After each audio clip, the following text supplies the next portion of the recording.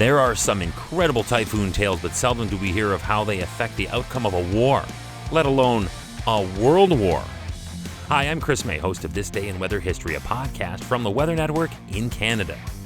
Typhoon Cobra was a tropical cyclone that struck a U.S. task force during World War II in the Pacific. This day in weather history. As was the case before official naming conventions, typhoons went by several names. Typhoon Cobra was also known as the Typhoon of 1944, or Halsey's Typhoon, named after Admiral William Bull Halsey, and was first observed on December 17th when it apparently snuck up and surprised a fleet of ships in the ocean waters of the western Pacific Ocean.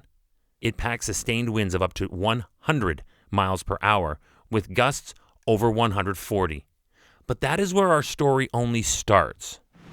It was on December 18th, 1944, this day in weather history, when this relatively small but violent typhoon hit the task force while many of the ships were attempting to refuel.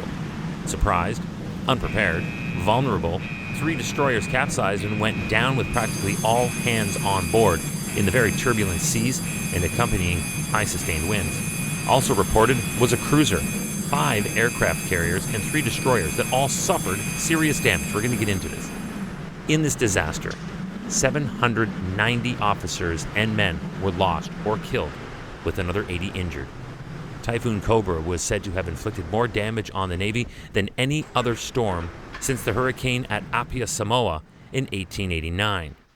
But this should not have happened in 1944. We had a radar and we had communications by then. This wasn't 1889. So just what happened? Human error happened. The course and track of the typhoon that was provided to Admiral Halsey was wrong, and that is essentially how and why the whole Naval Third Fleet that was operating 480 kilometers east of Luzon in the Philippine Sea accidentally sailed straight into the heart of this typhoon.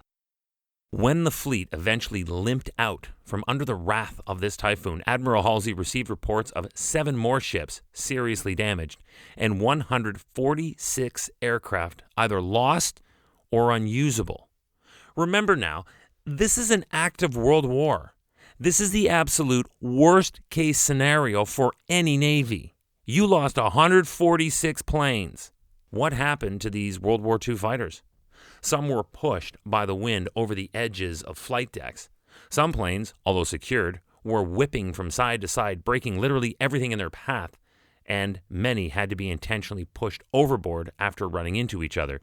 Then, with the ships colliding into each other in the heart of the beast, some planes just simply fell victim to fires or were ejected when the ships smashed into one another. The stories from the ships themselves were as harrowing as the stories of the typhoon. He would go on to be the 38th President of the United States. Gerald Ford was aboard the aircraft carrier Monterey during the Typhoon Cobra chaos. He was there when a fleet of planes in the hangar deck were slamming into one another, quote, like pinballs, as he recalled. With planes full of fuel banging off each other, it was inevitable that fires would break out. And if you have ever sailed on a naval or even cruise ship, then you know very well how horrifying and devastating a fire on a ship can be. For this reason, Captain Stuart H. Ingersoll of the Monterey was ordered by Admiral Halsey to abandon ship.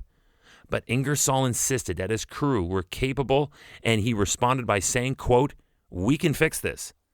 And at that, one Gerald Ford, among others, went straight to work to fight the flames and bring this certain death sentence for their ship into a safe remission. The fire was extinguished, and the carrier was saved, injured but alive. On another ship, aboard the carrier Cowpens, a similar scenario was also playing out. A very dangerous fire broke out on this ship as well, and under similar circumstances. A Hellcat fighter plane, although it was triple lashed to the bulkhead for safety, still broke loose in the force of the storm and smashed into the catwalk. Then the most improbable and impossibly unfortunate thing happened. With a crew trying to fight the fire, a truck that handles bombs rolled across the hangar deck caused by the very rough seas and ran straight into the tank of another fighter. That was a total disaster. And again, not to be forgotten, this is all happening on a ship sailing in the middle of an ocean in the middle of a world war. This was No time for a weather event to be more violent than the actual fighting.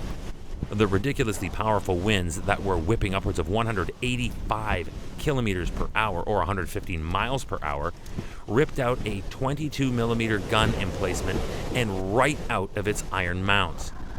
The Hellcat was destroyed, but still somehow the carrier Cowpen survived. It should never happen again what happened this day in weather history. Tomorrow is December 19th, and we will be talking about a holiday storm that included a winter storm, a crippling ice storm, and a tornado outbreak. Yep, true story, so you don't want to miss this.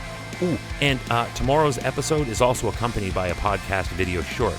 It is a quick, concentrated 2-minute video on television on the Weather Network, or by going to our homepage at theweathernetwork.com/weather history. They're shot right where I'm sitting, right here in my podcast studio, and feature photos and video from that day's event. That's tomorrow on This Day in Weather History with me, your host, Chris May.